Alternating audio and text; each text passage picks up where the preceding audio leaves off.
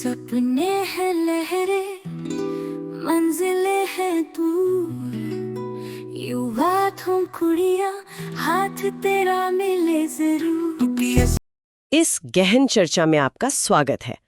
आज हमारे सामने है कैप्टन सुधांशु और एक्सियोम मिशन 4.pdf से कुछ जानकारी, और हम खास तौर पर एक्सियोम मिशन 4 यानी AX4 और भारतीय वायुसेना के ग्रुप कैप्टन शुभांशु शुक्ला पर बात करेंगे। जी।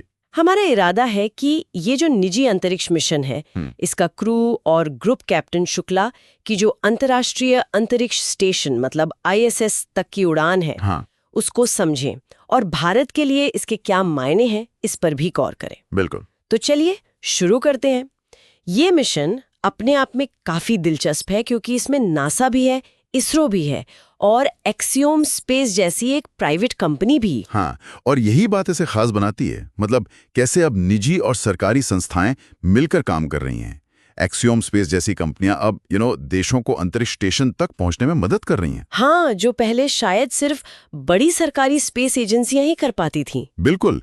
ये दिखाता है कि भविष्य में स्पेस एक्सप्लोरेशन कैसे होगा। तो इस एक्सियोम 4 मिशन की मुख्य बातें क्या हैं?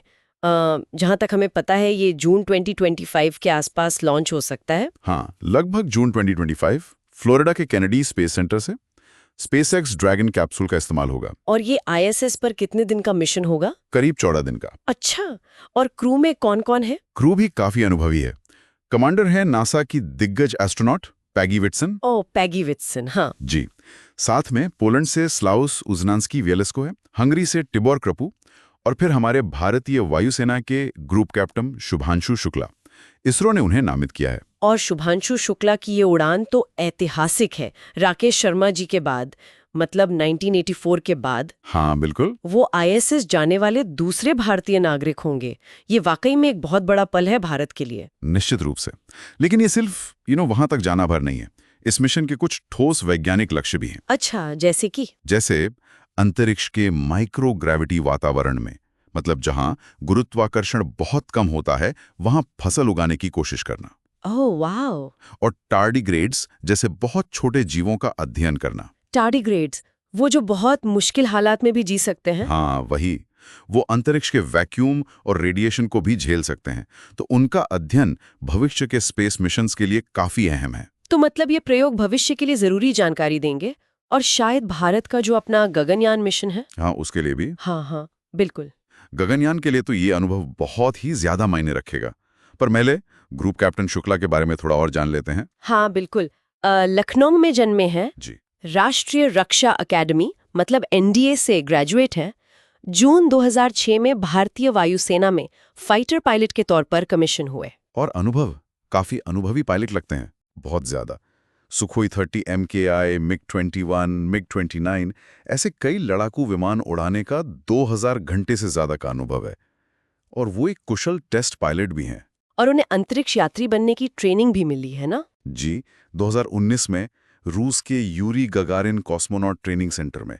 और वो उन 4 अंतरिक्ष यात्रियों में से भी एक हैं जिन्हें भारत के पहले मानव युक्त मिशन गगनयान के लिए चुना गया है। तो एक बेहतरीन टेस्ट पायलट से अंतरिक्ष यात्री बनने तक का सफर। बिल्कुल। ये दिखाता है कि किस स्तर का कौशल, अनुभव और वो दृढ़ संकल्प चाहिए होता है ऐसे मिशंस के लिए। ये कोई आसान बात नहीं है। तो अब आते हैं उस बड़े सवाल पर, भारत के लिए इस मिशन का क्या मतलब है, क्या महत्व है इसका? देखिए, इसके कई मतलब हैं। पहला तो जैसा आपने कहा, ये राकेश शर्मा जी की ऐतिहासिक उड़ान के लगभग 40 साल बाद हो रहा है। हाँ। तो ये एक बहुत बड़ा मील का पत्थर है। ये दिखाता है कि भारत ने अंतरिक्ष के क्षेत्र में कितनी तरक्की की है। और दूसरा, ये नासा और इसरो के बीच जो सहयोग बढ़ रहा है उसे भी साफ तौर पर दिखाता है। और गगनयान मिशन के नजरिए से क्या X4 से मिला अनुभव सीधे तौर पर गगनयान में काम आएगा? हाँ, ये बहुत महत्वपूर्ण है, बहुत ज्यादा। X4 मिशन के दौरान ग्रुप कैप्टन शुक्ला को ISS पर रहने, काम करने, वैज्ञानिक प्रयोग करने का जो सीधा अनुभव मिलेगा, हाँ, वो गगनयान के लिए अमूल्य होगा। गगनयान, जो भारत का पहला अपना मानवयुक्त अंतरिक्ष मिशन है और शायद 2026 के आसपास लॉन्च होगा, हाँ। वो इस अनुभव से सीधे तौर पर फायदा उठाएगा।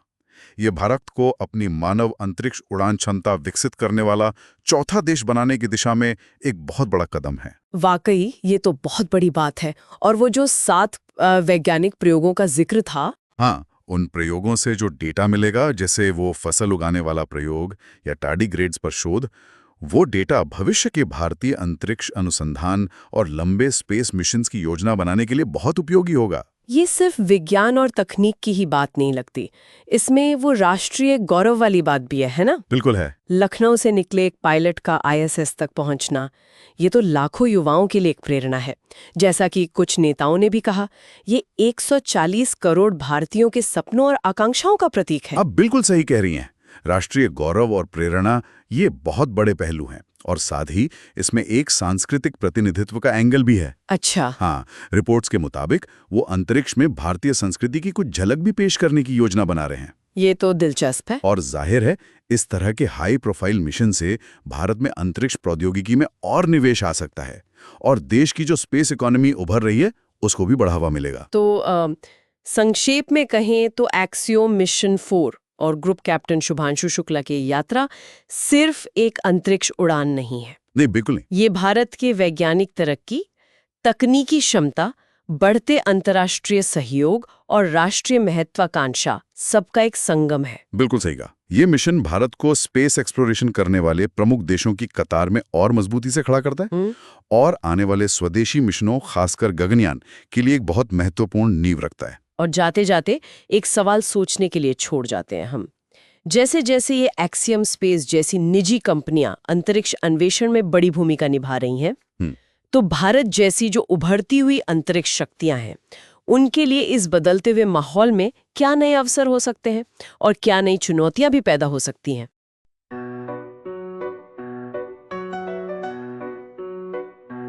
झरनों की गूंजों में गूंजता एक नाम, तेलंगा खड़िया झारखंड की शान। तलवार थी हाथ में, सीना था ढाल, अंग्रेजी शासन को दी खुली टक्कर, वो था झारखंड का लाल।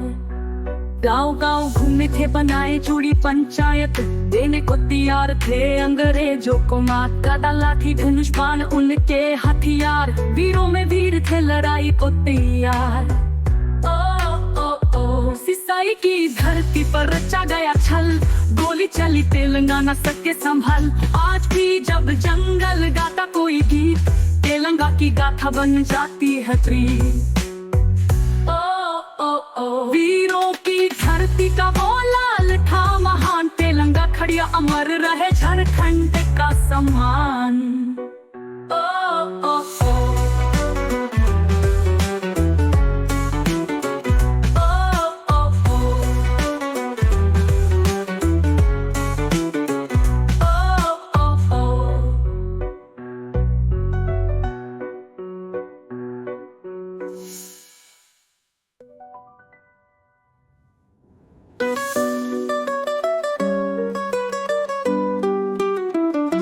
वीरों की धरती का वो लाल था महान, तेलंगा खड़िया अमर रहे झारखंड का सम्मान।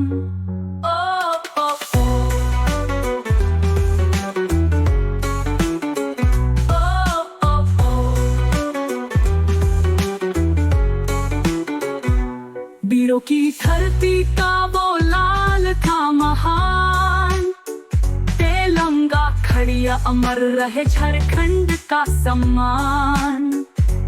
वीरों की धरती का वो लाल था महान, तेलंगा खड़िया अमर रहे झारखंड का सम्मान।